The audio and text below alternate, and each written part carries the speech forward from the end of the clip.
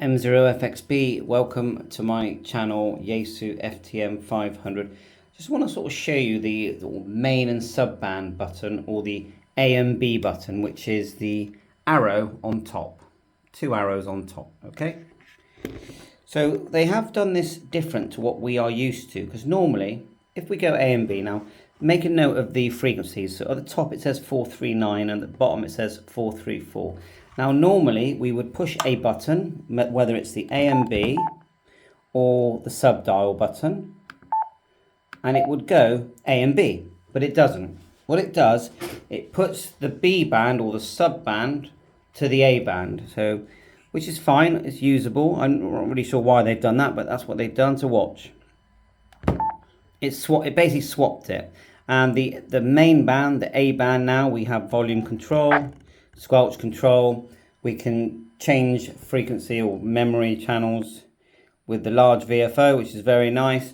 We can still change channels here on the sub band, as you can see, with the sub dial, which is great. But if we want to put it in, say we want to put the sub band into VFO mode, so watch this. Got the VFO memory button here. Turn that down. We put the main band, the A band, into VFO mode, and then we can make changes etc. But the only way we can put the sub band into VFO mode is to flip it. So watch, we have to put it up. We can now select VFO. Okay, and then we can, if we want, we can bring it down. And that's it really. I just thought I'd point that out. Now, the other thing I noticed is if we go back into memory mode, VFO memory, and we can flip it, VFO memory, so they're now both in memory mode. We can change the volume on the main and the sub. We know we're changing the sub, and that is the memory all button. You don't, at the moment it says all, so at the moment if we go through memories, it will show us the memories for all of the bands on this radio, 2 meters 70, you know, whatever it does. But we can change that. Now watch if I press the band button here, it's now memory VHF. So if we go through,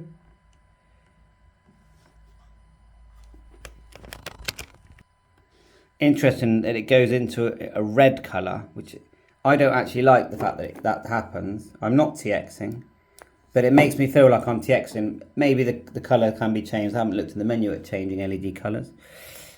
Let's just go through. So when you're in memory mode, if you want to change, look, you're turning the large VFO. I mean, it's a nice radio, there's no doubt about it. Yaesu have designed a very nice radio here. Their biggest, you know, I don't know what the word is, but is that the FTM500 was so good and so popular, and the head unit was so portable that, you know, that was, you know, it's quite hard to beat that design.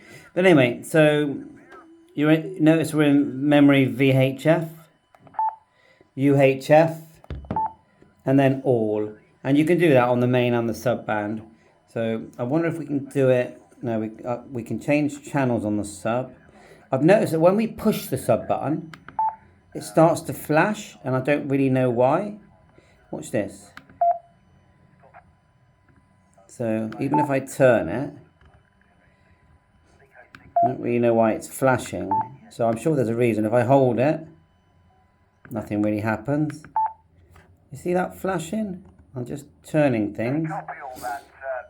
And then volume wise, like if you push it, you get the squelch.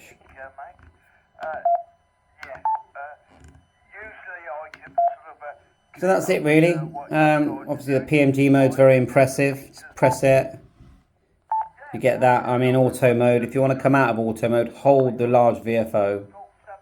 I don't think you can do it when it's in that mode. There you are, manual mode, where you just manually select the one you want, hold it, and then you can, it will just automatically find things. If it finds something here and you tap it, it puts it on the B band. Come out of PMG, DISP button on top, you got your scope. You can tap different things. If it hears something else, you can tap it and it will show it, and you'll hear it as well. And it does receive C4FM on both bands. So that's it really. But really, this video is about the VFO memory option when using the twin arrow AB main subband button. Bye for now, 7.3.